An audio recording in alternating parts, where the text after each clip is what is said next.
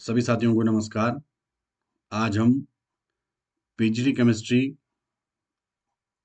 की सीरीज में अपना दूसरा टॉपिक स्टार्ट करने जा रहे हैं, जिसका नाम है classification of elements and periodicity in properties. इसका आज लेक्चर फर्स्ट हम डिस्कस करेंगे। इससे पहले मैंने आपको एटॉमिक स्ट्रक्चर की पूरी सीरीज यूट्यूब पे फ्री में अवेलेबल है, आप उसको एक बार चेक कर सकते हैं। उसमें मैंने आपको पूरा डिटेल में कंटेंट भी पढ़ाया है, और दूसरा आपको जो प्रीवियस ईयर के क्वेश्चन है वो भी मैंने आपको करवाए हैं। तो आज हम जो है क्लासिफिकेशन ऑफ एलिमेंट्स एंड प्रीडिस्टिंग प्रॉपर्टीज के जो लेक्चर नंबर 1 है, इसको स्टार्ट करते हैं। जी, मेरा नाम है दीपक सिंह और मैं केमिस्ट्री लेक्चरर हूँ। तो आज हम अपने टॉपिक को स्टार्ट करते हैं।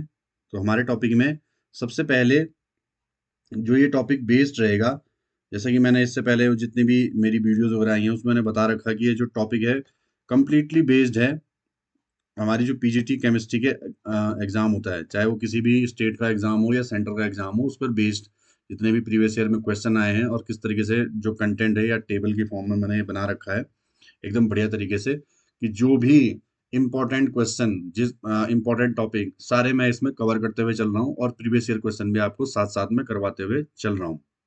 तो जो सबसे पहला टॉपिक हमारे पास आता है, कि जहाँ से शुरुआत होती है क्लासिफिकेशन ऑफ एलिमेंट्स की, तो इसका मतलब सबसे पहले कि इसका सिग्निफिकेंस क्या है, कि एलिमेंट को क्लासिफाई करने की जरूरत क्यों पड़ी। तो आज हमको पता है कि इस टाइम पे हमारे पास में 118 एलिमेंट नोन है, हमारे पास में इतना हमारे पास 118 एलिमेंट नोन है।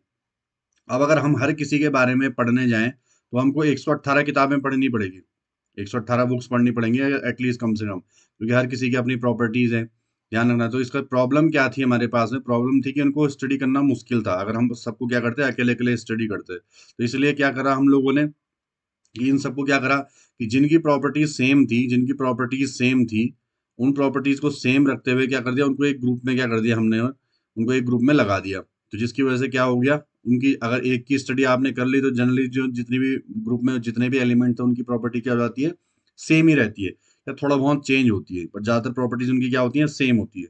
अब क्या हो गया, इसका जो सॉल्यूशन था मैंने बता दिया आपको, grouping elements with similar properties together. अब एक साथ अगर हम क्या करें, जैसे सपोज हमने इसका, मैं आपको एक बढ़िया एग्जांपल देता हूँ। जैसे फॉर एग्जांपल हमारे पास में, हम जैसे स्कूल जाते हैं, अगर हम स्कूल जाते हैं तो स्कूल में क्या होता है, हमारे पास कक्षाएं होती हैं, जैसे कक्षा 1 हो गई, कक्षा 2 हो गई, कक्षा 3 हो गई, कक्षा 4 हो गई और कक्षा 5 हो गई। तो एक में क्या होंगे, हो सकता है इसमें 10-15 बच्चे हों, या इसमें कितने हों, 20 बच्चे हों। इस तरीके के क्या अलग अलग क्लास में अलग अलग टाइप के बच्चे होते हैं।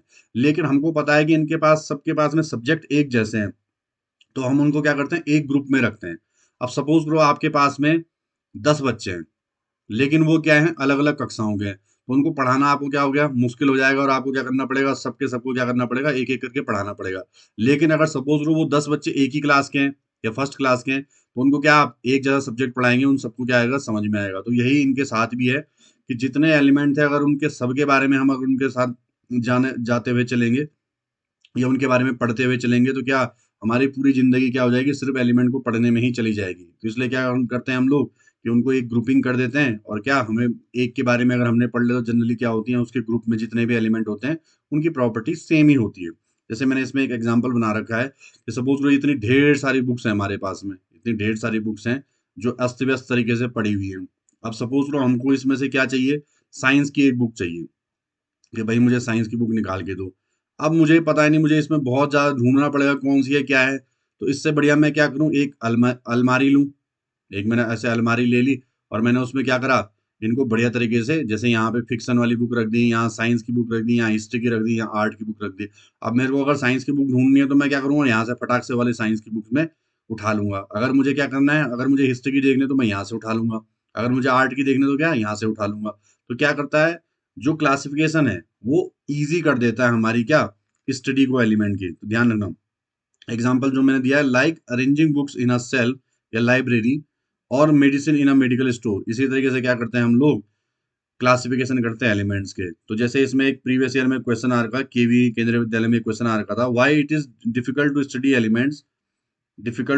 Elements individually without classification. तो इसका क्या मतलब, इसका आंसर मैंने बता चुका हूँ, कि क्या है हमारे पास, because of the large number of elements and their diverse chemical properties. एक तो हमारे पास में 118 तो मान के चलो, 118 एलिमेंट है, उनकी क्या है, डिफरेंट डिफरेंट तरीके की क्या है, केमिकल प्रॉपर्टीज है।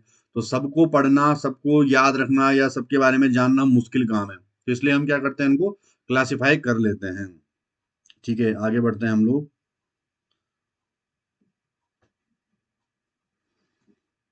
अब नेक्स्ट हमारे पास में कि शुरुआत कहाँ से हुई थी, क्या एकदम स्टार्टिंग में स्टार्ट हो गया था हमारा, नहीं। तो शुरुआत हुई थी, हमारी जो हिस्ट्री थी कि सबसे पहले डोबेराइनर आए थे, डोबेराइनर ट्राइड थे 1829 में।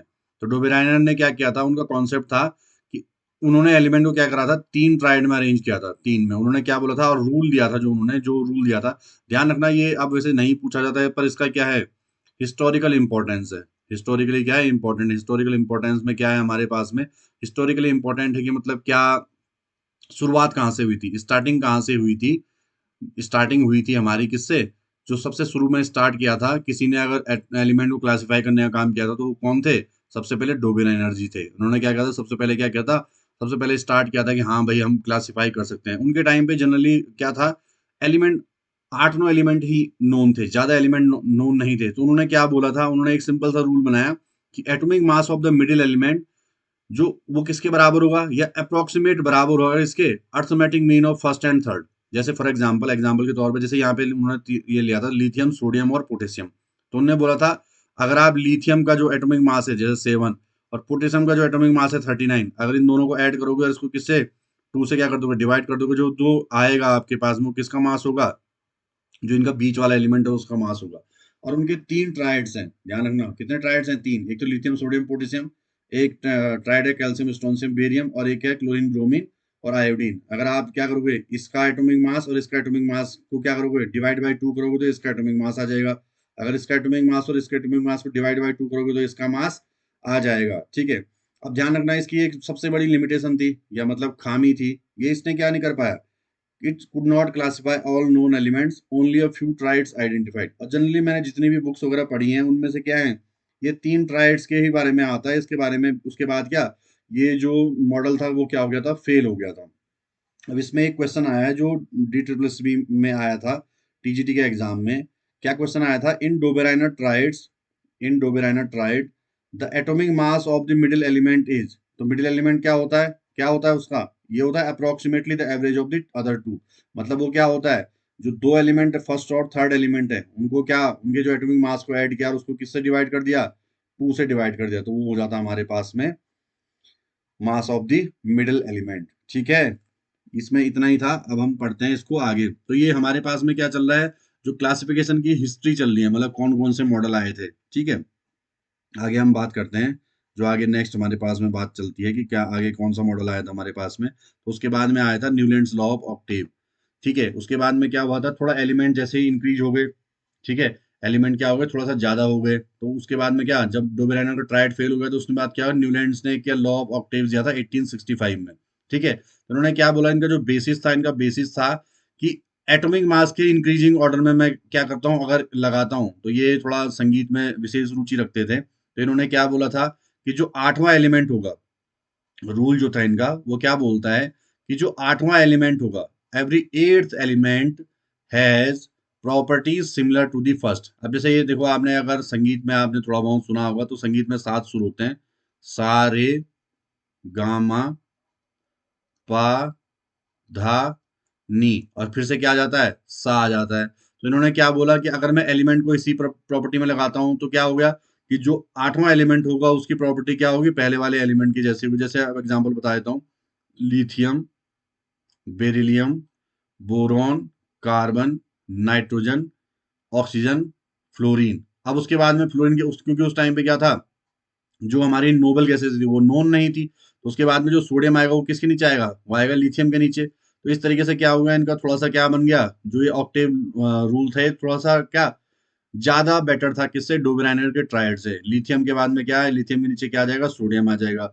ठीक है, और ध्यान रखना, ये जो लॉ वैलिड था, ये वैलिड था सिर्फ कहाँ तक, कैल्शियम तक। This law is valid up on to calcium only, calcium तक। और ये क्या हो गया, जैसे ही डिस्कवरी हुई किसकी, नोबेल गैसेस की डिस्कवरी हुई, वैसे ये लॉ क्या हो गया, फेल हो गया। अब प्रीवियस ईयर में इस पे क्या क्वेश्चन आ रखा है वो मैं आपको बता देता हूँ। प्रीवियस ईयर में क्या क्वेश्चन आ रखा है, Newlands law of octaves is applicable only up to which element, ये क्वेश्चन आ रखा है नवोदय विद्यालय में, एनवीएस। ठीक है, नवोदय विद्यालय में क्या क्वेश्चन आ रखा है, इसका आंसर क्या है, अभी बताया मैंने, क्या है, कैल्शियम। कैल्शियम तक ही ये चलता है, उसके बाद में क्या फेल हो जाता है। और फेल कब हुआ था, फेल हुआ था ये जब क्या नोबल गैस की एंट्री हो गई थी, जब नोबल गैस के बारे में क्या पता लग गया था, तो क्या हो गया था इसको, ये लॉ यहीं पे क्या हो जाएगा, दी एंड हो गया इस लॉ का। ठीक है, अब इसके बाद में आते हैं हमारे पास में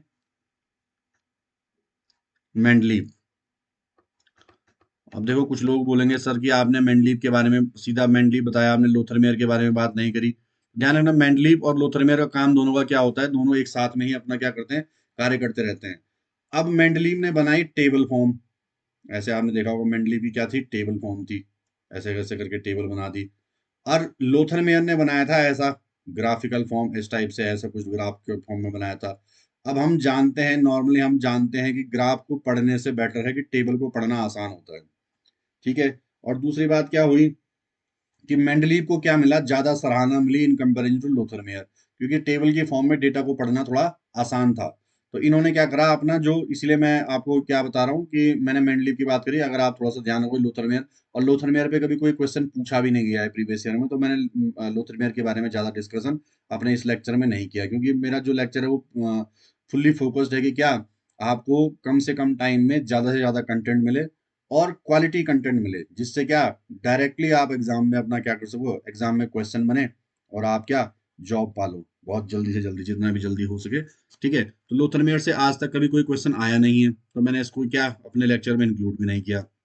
अब जो मेंडलीव में सबसे इंपॉर्टेंट है, मेंडलीव में क्या है, मेंडलीव का पीरियडिक लॉ सबसे इंपॉर्टेंट है। मेंडलीव का पीरियडिक लॉ क्या बोलता है, the physical and chemical properties, the physical and chemical properties of elements are periodic function of their atomic weights. क्या होते हैं, पीरियडिक फंक्शन होते हैं किसके, होते हैं, और एटॉमिक वेट के पीरियडिक फंक्शन होते हैं। ठीक है, अब ध्यान रखना, ये ध्यान रखना, जो क्या होते हैं ये इंपॉर्टेंट है कि इन्होंने किसकी बात करी थी, एटॉमिक वेट की ही बात करी थी। इससे पहले जो दो मॉडल हमारे आए थे वो भी एटॉमिक वेट की ही बात कर रहे थे, डोबेरेनर ने भी एटॉमिक वेट की बात करी थी, और जो न्यूलैंड्स लॉ ऑफ ऑक्टेव था उसने भी एटॉमिक वेट की ही बात करी थी। तो इन्होंने क्या करा, इन्होंने अपनी प्रिडिक्ट जो टेबल थी उसको क्या करा था, उन्होंने अपनी टेबल को क्या करा था, टेबल जो थी उसको वर्टिकल कॉलम के नाम दिया था, क्या जो वर्टिकल कॉलम थे उसको नया नाम दिया था ग्रुप, और जो हॉरिजॉन्टल थे उनको क्या नाम दिया था, हॉरिजॉन्टल रोज को पीरियड। तो देखो जैसे ये हो गया, मैंने सपोज करो ये बना दिया इस टाइप से, तो जो ये ऐसे ऐसे बना देते हैं हम लोग, जो ये ऐसे बना इनको क्या बोलते हैं, ग्रुप। और जो ऐसे बनते हैं इसको क्या बोलते हैं हम लोग, इसको बोलते हैं पीरियड। समझ में आ रही बात, ये पीरियड हो गया और ये क्या हो गया आपका ग्रुप। ठीक है, अब इसकी जो खासियत थी, मेरिट थी, तो उन्होंने उनकी जो ये खासियत वगैरह आती है ये पूछी जाती हैं कि merits of the Mendeley predictable क्या था, और ये एमसीक्यूज टाइप में भी पहले एग्जाम में पूछा गया कि क्या है। तो उनका जो सबसे बड़ी बात थी, जो सबसे वो थोड़ा फ्यूचर दूरदर्शी उन्होंने सोचा था कि क्या बोलते हैं, उन्होंने क्या करा था, he left gaps for undiscovered element. उन्होंने क्या किया, जो डिस्कवर्ड नहीं हुए थे उनके टाइम तक। हाँ, एक चीज मैं और बता देता हूँ कि मेंडलीव के टाइम तक 63 एलिमेंट नोन थे, तो उन्होंने उनको तो क्या करा, उनको तो जगह दी ही दी, लेकिन क्या जो एलिमेंट नहीं नोन थे उस टाइम पे, जैसे दो का नाम बहुत ज्यादा आता है, जैसे गैलियम नोन नहीं था और जर्मेनियम नोन नहीं था, तो उन्होंने उनके लिए क्या किया, जगह छोड़ दिया और उनका नाम दे दिया। ये गैलियम का नाम क्या दिया उन्होंने, एका एल्यूमिनियम नाम दिया था। गैलियम का नाम क्या दिया था, एका एल्यूमिनियम।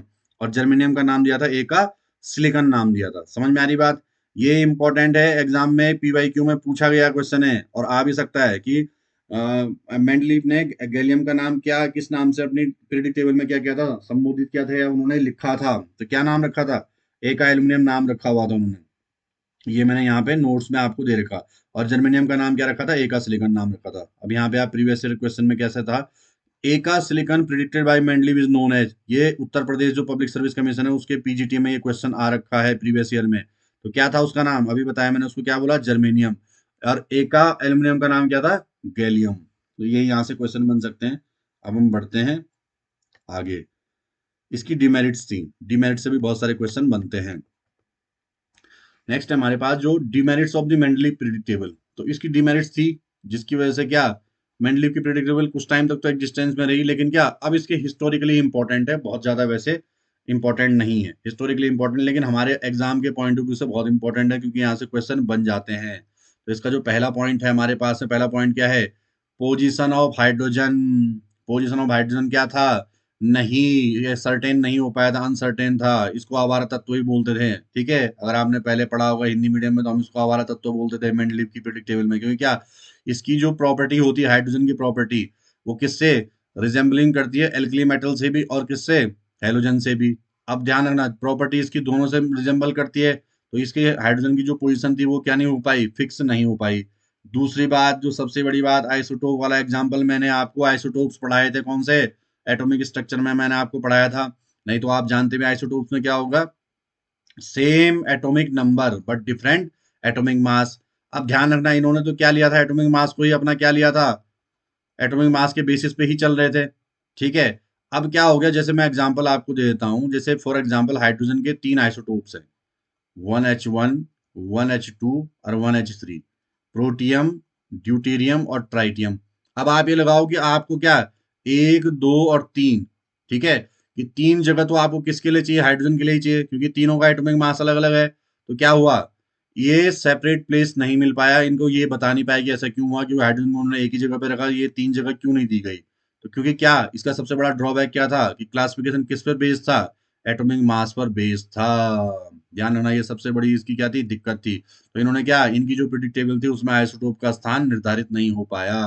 ठीक है, तीसरा पॉइंट, एनोमलस पेयर या इन्वर्टेड ऑर्डर। ध्यान, एनोमलस पेयर मतलब जो पेयर आपस में जिनका कोई लेना देना नहीं था, उनको इन्होंने क्या कर दिया, एक साथ रख दिया। जैसे element with higher atomic weight placed before lower wait.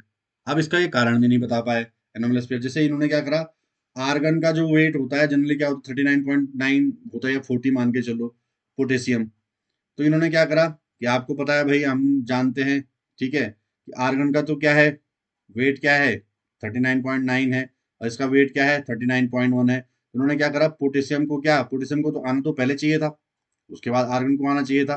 ठीक है, लेकिन एक्चुअल में आपको पता है पहले आर्गन आता है फिर क्या आता है आपका, पोटेशियम आता है। और ऐसे तो चलता है, ध्यान रखना। जैसे टेलुरियम का वेट क्या था आपका, 127.6 था, और आयोडीन का वेट 126.9 था। तो होना क्या चाहिए था, पहले इसको आना चाहिए था, लेकिन ये इसको बाद में आना चाहिए, लेकिन होता है इसका उल्टा।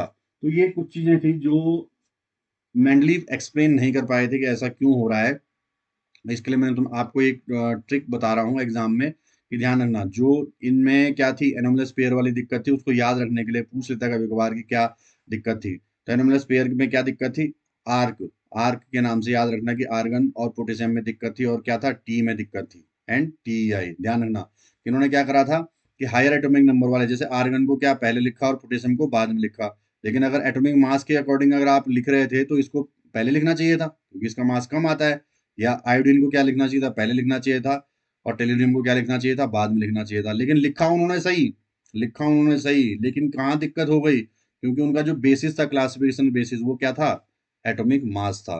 तो ये 3 इनके मेजर ड्रॉबैक होते हैं। और ये मैंने आपको ट्रिक बता दी कि अगर बाई चांस याद करने के लिए, एक आर्क के नाम से बता दिया, आर के नाम से, यानी कि क्या, आर्गन को पहले लिखा पोटेशियम से, और टेलुरियम को पहले लिखा किससे, आयोडीन से। जबकि होना अगर एटॉमिक मास के उससे चलना था तो आयोडीन पहले आना चाहिए था, टेलुरियम बाद में आना चाहिए, पोटेशियम पहले आना चाहिए, आर्गन बाद में आना चाहिए था। क्वेश्चन जो प्रीवियस ईयर में आ रखा है वो क्या रखा है, केंद्रीय विद्यालय में आ रखा है question, which pair of elements, which pair of elements violated Mendeleev's periodic order of atomic masses. तो देखो ये आपके पास में आर्गन और पोटेशियम आएगा, और दूसरा क्या आ सकता है, टेलुरियम एंड आयोडीन, ये पूछा जा सकता है। ठीक है, तो अब हम बढ़ते हैं आगे। अब जो हमारे पास में सबसे इंपॉर्टेंट प्रिडिक्ट टेबल है, वो हमारी टेबल है मॉडर्न प्रिडिक्ट टेबल। ठीक है, मॉडर्न प्रिडिक्ट टेबल इसको दिया था हेनरी मोजले ने, कभी बार पूछ लिया जाता है। और ये कैसे हुई थी, एक्सपेरिमेंटली बेस्ड है कि क्या, एक्सरे डिफ्रेक्शन और फ्रीक्वेंसी के बीच में। ठीक है, ये आपके पास में जो फ्रीक्वेंसी हो किसके, जेड के साथ में। ठीक है, is proportional to the atomic number. जो डिफ्रेक्शन फ्रीक्वेंसी किसके प्रोपोर्शनल होती है, एटॉमिक नंबर के प्रोपोर्शनल होती है। यानी कि फ्रीक्वेंसी के साथ में क्या होगा, जेड भी बढ़ते हुए चलेगा। एक्सरे डिफ्रेक्शन था, ये आपको ये ध्यान रखना है, बस इतना ध्यान रखना है। जो ये है आपके क्या, root nu is directly proportional to z, ये आपको पता होना चाहिए। Z is directly proportional root to किसका, एक्सरे डिफ्रेक्शन हमारे पास आता है। और दूसरी बात हमको क्या ध्यान रखना है, इसमें लॉ ध्यान रखना है। ध्यान रखना है, इसमें कुछ अंतर नहीं आएगा, बस सिर्फ एक अंतर आएगा। क्या अंतर है, physical and chemical properties of elements are periodic function of their atomic number. बस सिर्फ क्या कर दिया, एटॉमिक मास की जगह में यहाँ पे क्या लिख दिया, एटॉमिक नंबर। बेसिस क्या कर दिया, बेसिस चेंज कर दिया, एटॉमिक मास से क्या कर दिया, एटॉमिक नंबर। और सारी जो कहानी उलझी पड़ी थी वो क्या हो गई आपकी, सॉल्व हो गई। तो प्रीवियस ईयर में जो क्वेश्चन आ रखा है उत्तराखंड पीसीएस में या उत्तराखंड जो पीएससी है उसमें क्या पीजीटी में जो क्वेश्चन पूछ रखा है, क्या क्वेश्चन पूछा था, क्या modern periodic law is based on, किस पर बेस्ड ऑन है, तो किस पर बेस्ड ऑन है आपका, एटॉमिक नंबर पर बेस्ड है। किस पर बेस्ड है, एटॉमिक नंबर पर बेस्ड है। ठीक है, आगे बढ़े। अब हम थोड़ा सा एक कंपैरिजन ले लेते हैं। ये थोड़ा सा कंपैरिजन, क्या क्या चीजें हैं, अंतर हैं मेंडलीव वर्सेस क्या मॉडर्न टेबल में। फिर हम थोड़ा मॉडर्न टेबल के बारे में बात करेंगे। जो फीचर हम लेते हैं, बेसिस क्या है, तो मेंडलीव की प्रेडिक्ट टेबल का बेसिस एटॉमिक मास है। मॉडर्न प्रेडिक्ट टेबल का क्या था, एटॉमिक नंबर था, और यहीं पे क्या हो जाती है, विनर हो जाती है। ठीक है, आइसोटोप के लिए कोई सेपरेट पोजीशन नहीं थी। इसमें क्या थी, आइसोटोप का लेना देना है ही नहीं, क्योंकि क्या आइसोटोप में क्या होता है, आइसोटोप में same atomic mass, same atomic number होता है। तो सेम एटॉमिक नंबर का मतलब उसको तो एक ही डब्बा चाहिए होगा, एक ही जगह पे आ जाएगा। क्योंकि अब वो 1H1 1H2 1H3 का मतलब क्या है, क्योंकि एटॉमिक नंबर तो उनका सबका क्या है, एक ही है, तो वो क्या रहेंगे, पीरियडिक टेबल में एक ही जगह पे रहेंगे। ठीक है, अब नेक्स्ट हमारे पास पीरियडिसिटी कॉज। तो इन्होंने क्या नहीं कर पाए थे, इसको बहुत अच्छी तरीके से एक्सप्लेन नहीं कर पाए थे। बहुत सारी जगहों पे मैंने अभी आपको गलतियां बताई थी कि क्या गड़बड़ हो रही थी, पीरियडिसिटी पूरी तरीके से फॉलो नहीं कर पा रही थी। लेकिन यहाँ पे क्या था, मॉडर्न पीरियडिक टेबल ने क्या किया, repetition of outer electronic configuration. जो लास्ट में इलेक्ट्रॉनिक कन्फिग्रेशन होता है आउटर इलेक्ट्रॉनिक, वो क्या रहता है कि जैसे अगर आपका 1s1 2s1 इस टाइप से क्या चलता है, इलेक्ट्रॉनिक कन्फिग्रेशन क्या होता है, सिमिलर चलता है। वो हमें अभी हम बाद में बताएंगे आगे, जैसे एक्सप्लेन करेंगे। पर ध्यान रखना, इसमें क्या होता है, रिपीटेशन होता है, किस चीज का, पीरियडिसिटी का। बिल्कुल बढ़िया तरीके से, परफेक्ट तरीके से रिपीटेशन होता है। नेक्स्ट है हमारे पास स्ट्रक्चर। तो इसका स्ट्रक्चर कैसा था, short and long period mix थे। और इसका क्या है, जो है लॉन्ग फॉर्म। ठीक है, ये कैसी है, लॉन्ग फॉर्म। ठीक है, अब इसमें एक प्रीवियस ईयर का क्वेश्चन आता है, how does the modern table resolve the position of isotope. ये क्वेश्चन आ रखा है, तो कैसे करा इन्होंने, तो ध्यान रखना कैसे किया। आंसर इसका क्या है कि आइसोटोप को क्या, प्रॉब्लम को कैसे सॉल्व किया मॉडर्न प्रेडिक्ट टेबल ने। तो isotopes have the same atomic number, so they occupy the same slot. यानी कि क्या, उनके पास में सेम एटॉमिक नंबर होता तो क्या कर सकते हैं, उसी स्लॉट में रह सकते हैं, एक ही स्लॉट में रह सकते हैं, जो मैं आपको पहले ही बता चुका हूं। तो ठीक है, हम आगे बढ़ते हैं। नेक्स्ट हमारे पास में है प्रेडिक्ट टेबल की जो लॉन्ग फॉर्म है। इस टाइम से, जो इस टाइम पे हम पढ़ते हैं long form of predict table, इसको बोहर टेबल भी बोलते हैं। अब इसमें क्या क्या चीजें हैं जो आपको पढ़नी है या आपको याद होनी चाहिए बढ़िया तरीके से, वो क्या चीजें हैं हमारे पास में, वो हैं कितने एलिमेंट, कितने ग्रुप होते हैं इसमें, 18 ग्रुप होते हैं। और कितने पीरियड होते हैं हमारे पास में, 7 पीरियड होते हैं। ये याद रखना है कि कितने ग्रुप होते हैं 18, और कितने पीरियड होते हैं 7 पीरियड। पीरियड नंबर किसके बराबर होता है, principal quantum number of valence shell. और ये क्वांटम नंबर का जो हमने टॉपिक पढ़ा था, वो किस में पढ़ा था, क्वांटम नंबर में। अगर आपको कोई सी भी दिक्कत है, अगर आपको नहीं आता है समझ में, तो आप क्या एटॉमिक स्ट्रक्चर वाली सीरीज देख लेना आप लोग, वो यूट्यूब पे आपको फ्री में अवेलेबल है, आप चेक कर लेना। एटॉमिक स्ट्रक्चर की सीरीज फ्री में अवेलेबल है, ठीक है, इसी चैनल पर। ठीक है, नेक्स्ट हमारे पास में आता है मैजिक नंबर। मैजिक नंबर क्या होते हैं, तो ध्यान रखना, मैजिक नंबर का मतलब क्या है कि एक नंबर, इस टाइप के नंबर होते हैं जो रिपीटेशन में आते हैं। तो इसको क्या बोलते हैं हम नॉर्मली, कि एलिमेंट्स पर पीरियड। तो पहले पीरियड में क्या होते हैं, 2 एलिमेंट होते हैं। ठीक है, दूसरे और तीसरे में क्या होते हैं, 8 8 होते हैं। चौथे और पांचवें क्या होते हैं, 18 18 होते हैं। छठवें और सातवें क्या होते हैं, 32 32 होते हैं। तो इसको क्या बोलते हैं, 2 8 8 18 18 32, या 2 8 8 18 18 32 32। इसको हम मैजिक नंबर से भी क्या करते हैं, संबोधित करते हैं। ठीक है, प्रीवियस ईयर में क्या क्वेश्चन आ रखा है, प्रीवियस ईयर में क्वेश्चन आ रखा है, total number of elements in the fourth period. ठीक है, अब आपको देखो ये सिंपल सा क्वेश्चन है, फोर्थ पीरियड में, तो मैंने अभी आपको बताया कितने होते हैं, 18 एलिमेंट। तो पहले में होते हैं 2 8 8 18 18 और 32 32। ये हमारे पास में पहले, पहली वाली, ये दूसरी, ये तीसरी, ये चौथी, ये पांचवी, छठवीं और सातवीं। यही हमारे पास में 7 क्या है, ये 7 पीरियड्स हैं। ठीक है, आगे बढ़े।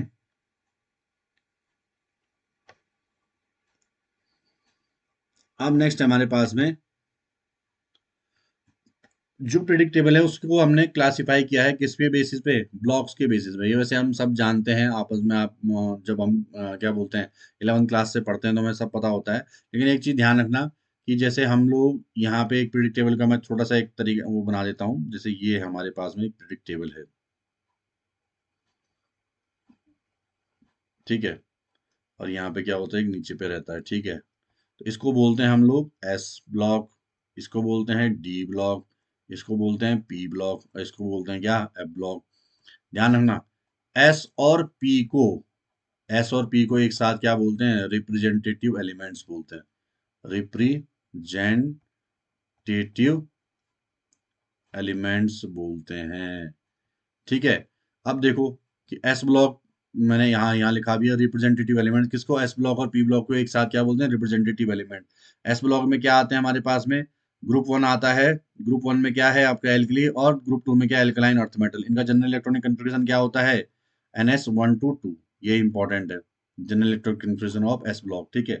पी ब्लॉक में कहाँ से आता है, ग्रुप कहाँ से आता है, ग्रुप 13 to 18। इनका जनरल इलेक्ट्रॉनिक कन्फिग्रेशन होता है NS2 NP 1 to 6। इसमें क्या इंक्लूड होता है, मेटल्स होते हैं इनमें, नॉन मेटल्स होते हैं और मेटलॉइड्स होते हैं, और नोबल गैसेस भी इसी में आती हैं, ठीक है। अब जो प्रीवियस में क्वेश्चन पूछा गया वो कैसे पूछा गया है, general electronic configuration of P block element. जो जनरल इलेक्ट्रॉनिक कन्फिग्रेशन होता है किसका, पी ब्लॉक का, वो क्या होता है। तो मैंने अभी ये हरियाणा पब्लिक सर्विस कमीशन में पूछा गया है, सॉरी हरियाणा में ही, या हाँ हरियाणा में पूछा गया, शायद हरियाणा पब्लिक सर्विस कमीशन में पूछा गया क्वेश्चन है। इसमें क्या है, NS2 NP 1 to 6। समझ में आ रही बात, ये मैंने आपको अभी यहाँ पे बताया था। अब नेक्स्ट हम आगे बढ़ते हैं।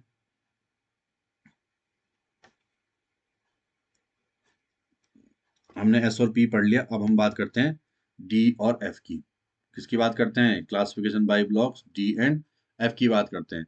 डी ब्लॉक एलिमेंट को क्या बोलते हैं हम लोग, ट्रांजिशन एलिमेंट बोलते हैं, और ये कहाँ से होते हैं, ग्रुप 3 to 12 होते हैं, ठीक है। इनका जनरल इलेक्ट्रॉनिक कन्फिग्रेशन क्या होता है, N-D 1 to 10 जनरल कन्फिग्रेशन। और अगर हम इसको क्या ले, NS 0 to 2 नहीं होगा, NS 1 to 2 हम ले सकते हैं, 1 to 2 ऐसा हो जाता है।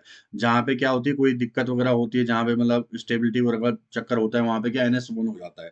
जैसे क्रोमियम और कॉपर का मैंने आपको एग्जाम्पल बताया था चैप्टर नंबर 1 में, जब हमने एटॉमिक स्ट्रक्चर की बात करी थी, ठीक है। तो ये जनरल, ये 1 to 2 ले सकते हैं हम लोग, 0 तो जनरली नहीं होता है, 1 to 2 हम मान के चल सकते हैं। अब इसमें क्या है, जो जिंक, इंपॉर्टेंट नोट है इसमें, important note, zinc, cadmium and mercury R D block but not transition element. क्योंकि क्या होता है इनके पास में, इनके पास में फुल्ली फिल्ड डी ऑर्बिटल होता है। ये पूछा जाता है, कई बार पूछ लिया गया कि डी ब्लॉक में क्या सारे एलिमेंट ट्रांजिशन एलिमेंट होते हैं, नहीं होते हैं।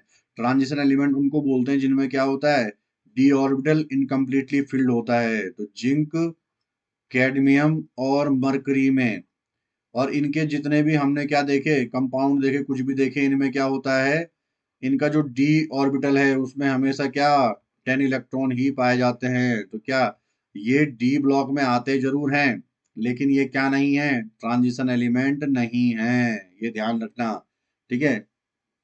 नेक्स्ट हमारे पास में एफ ब्लॉक। एफ ब्लॉक को क्या बोलते हैं हम लोग, इनर ट्रांजिशन एलिमेंट, ठीक है। तो इनको क्या रखा हमने, सबसे नीचे रखा है, प्लेस्ड एट द बॉटम। और इनमें क्या होती है, एक लेंथेनॉइड सीरीज आती है और एक क्या आती है, एक्टिनॉइड सीरीज आती है। इनका जनरल इलेक्ट्रॉनिक कन्फिग्रेशन ये दे रखा है, N-2 F1 to 14, N-1 D0 to 1 और NS2। ये इनका क्या होता है, जनरल इलेक्ट्रॉनिक कन्फिग्रेशन होता है, ठीक है। और ये क्या है, सबसे नीचे रखे रहते हैं, इनको एफ ब्लॉक एलिमेंट्स बोलते हैं, इन्हें ट्रांजिशन एलिमेंट बोलते हैं, ठीक है। अब जो प्रीवियस ईयर में क्वेश्चन आ रखा है वो किस टाइप से आ रखा है, which elements are called, which elements are called in a transition element. तो किनको बोलते हैं हम लोग, एफ ब्लॉक एलिमेंट। और इनको किस पार्ट में तोड़ा गया है, लेंथेनॉइड, और किस में तोड़ा गया, एक्टिनॉइड में इनको ब्रेक डाउन किया गया है।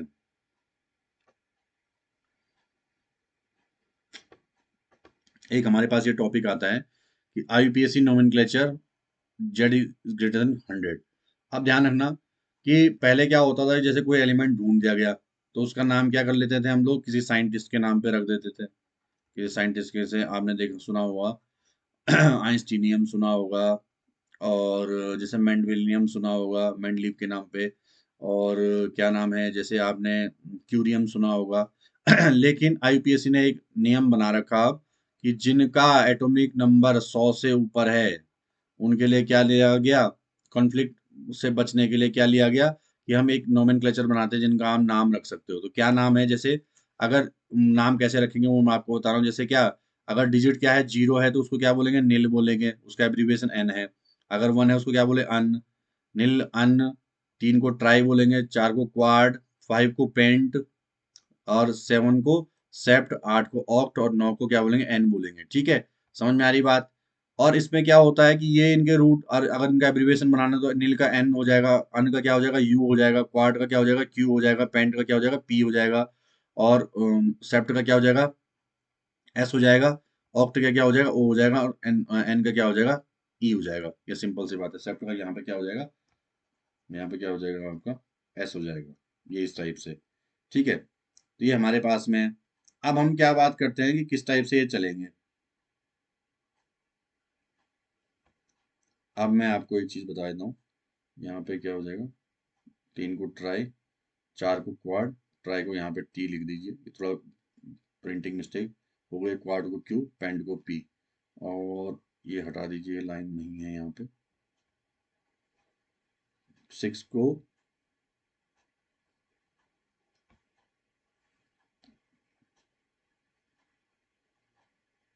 हेक्स बोलते हैं।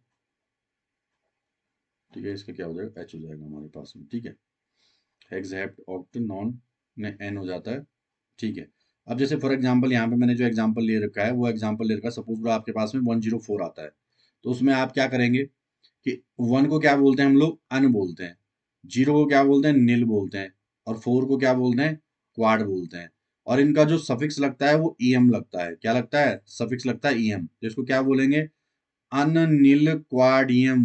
क्या बोलेंगे, अननील क्वाडियम। अब देखो आप बोलोगे सर इसका जो एब्रीविएशन कैसे करना है, तो अन का, अन से क्या आ जाएगा, अन से आ जाएगा, यहाँ से आ जाएगा आपका क्या, यहाँ से आ जाएगा आपका यू, नील से क्या आ जाएगा आपका एन, और क्वाड से क्या आ जाएगा क्यू। तो ये आपका क्या हो जाएगा, एब्रीविएशन बन जाएगा। अब यहाँ पे आपके पास में क्या है, सपोज जेड की वैल्यू 119 है, तो 1 को क्या बोलते हैं, अन, दूसरे 1 को भी क्या बोलेंगे, अन, और 9 को क्या बोलते हैं, एन, और लास्ट में क्या जोड़ना है, इसका जो सफिक्स जोड़ना है वो क्या जोड़ना है, ईएम जोड़ना है। तो उसका नाम क्या हो गया, अन अन एनियम। तो इसको क्या बोलेंगे, यू यू ई। इस टाइप से क्या क्वेश्चन पूछा गया, right the IPSC name for the atomic number of 109, 109 के लिए। तो आपको पता है 1 के लिए क्या बोलते हैं, अन बोलते हैं, 0 को क्या बोलते हैं, नील, और 9 को क्या बोलते हैं, एन, और क्या जोड़ देंगे, एम जोड़ देंगे। अगर आपको ये लिखाना, यू एन ई आ जाएगा इसका। सिंपल सी बात है।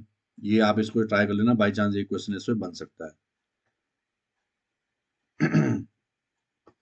एक इंपॉर्टेंट एस्पेक्ट और आता है डायगोनल रिलेशनशिप का। डायगोनल रिलेशनशिप की, डायगोनल रिलेशनशिप क्या होती है, तो element of the second period so similarities with the element of third period place diagonally. अगर ध्यान रखना, जैसे हमको पता है सेकंड पीरियड में क्या होता है, लिथियम, बेरिलियम, बोरॉन, कार्बन, ये थे। और थर्ड पीरियड में हमारे पास में क्या आते हैं, सोडियम, मैग्नीशियम, एल्यूमिनियम, सिलिकॉन। तो जनरली क्या होता है, जो लिथियम में कुछ कुछ प्रॉपर्टियां किससे मिलती जुलती है, मैग्नीशियम से, बेरिलियम कुछ कुछ प्रॉपर्टियां किससे मिलती जुलती है, एल्यूमिनियम से, बोरोन में कुछ कुछ प्रॉपर्टियां किससे मिलती जुलती हैं, सिलिकॉन से। इसी को क्या बोलते हैं हम लोग, डायगोनल रिलेशनशिप बोलते हैं। ठीक है, इसका रीजन क्या होता है, रीजन इसका सबसे बेस्ट रीजन होता है उसका क्या, सिमिलर आयनिक पोटेंशियल होता है। सिमिलर आयनिक पोटेंशियल या कुछ क्या बोलते हैं इसको, चार्ज अपॉन साइज रेशियो। कि चार्ज अपॉन साइज रेशियो उनका क्या होता है, सिमिलर होता है। नेक्स्ट हमारे पास क्या होता है, similar electronegativity and size. Generally क्या होता है, साइज का मेन चक्कर बोलते हैं कि जिनका साइज होता है मेनली क्या होता है, सिमिलर साइज हो। सिमिलर का मतलब एकदम एग्जैक्ट सेम नहीं होता, मतलब थोड़ा बहुत चेंज होगा, लेकिन क्या एक जैसे दिखेंगे। इसकी वजह से क्या होता है, उनकी प्रॉपर्टी भी क्या होती है, सेम होती है। और इस रिलेशनशिप को हम बोलते हैं डायगोनल रिलेशनशिप, क्योंकि क्या कैसे चलता है ये डायगोनली ही चलता है, ऐसे इस टाइप से। ठीक है, अब इसमें जो प्रीवियस ईयर में क्वेश्चन पूछ रखा है, वो पूछ रखा है lithium source diagonal relationship with, ये यूपीपीएससी में आ रखा क्वेश्चन, किसके साथ करता है, लिथियम, अभी बताया मैंने किसके साथ करता है, मैग्नीशियम के साथ में करता है। ठीक है,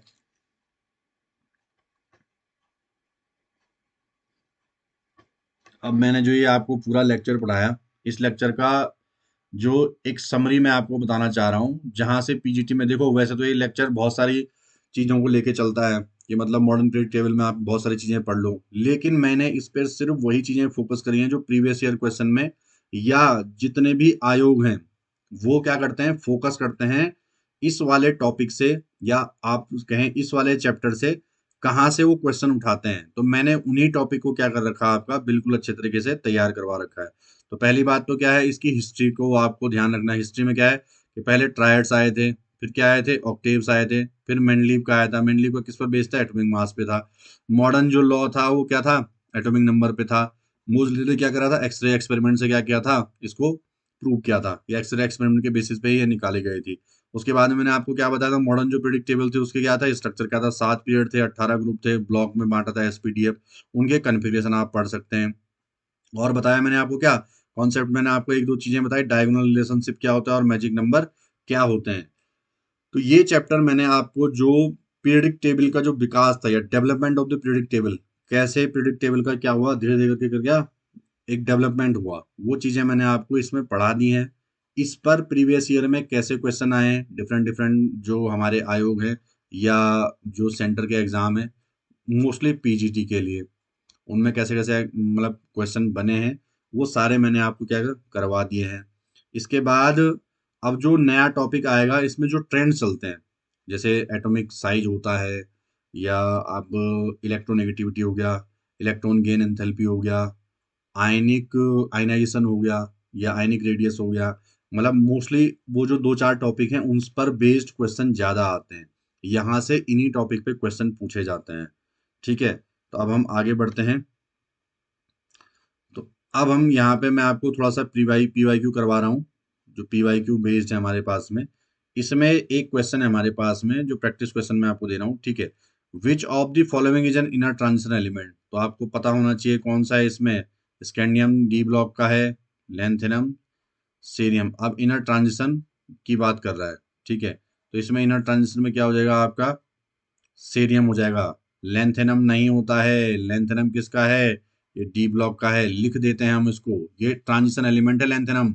लेंथेनम को मत कर देना, इसलिए मैंने क्या ये पीवाई क्यू में डाला, और ये इसको स्टार मार्क कर लेना। लेंथेनम जो है वो क्या है, डी ब्लॉक का एलिमेंट है, वो एफ ब्लॉक का एलिमेंट नहीं है।